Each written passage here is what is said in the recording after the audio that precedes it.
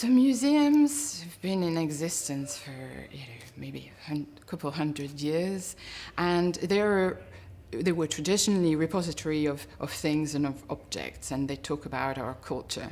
Now, our culture today is changing dramatically, and particularly it's as physical as it is digital. So how do we respond to that?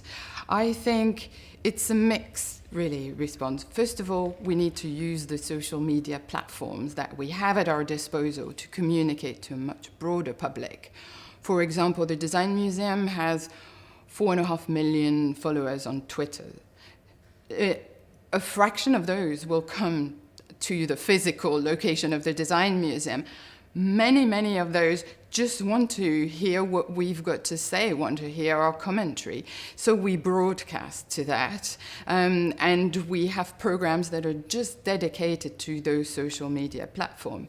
But I think equally, there's the physicality of the museum is very important. People go to museum to look at things and be confronted with objects and to respond to it. One thing we did in creating the new Design Museum on Kensington High Street was to ask our audiences, both online and at our previous museum, what they wanted to see in a permanent display at the Design Museum. And they sent us all of the projects and objects and things that they wanted to see. And we've displayed those in a crowdsourced wall.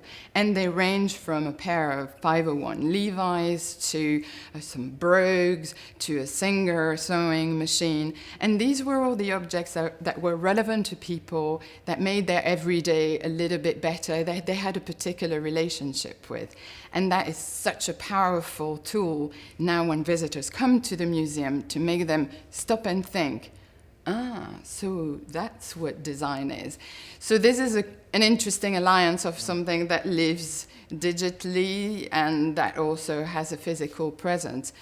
Of course, we want to use new digital technologies, but always to be relevant, to make a point.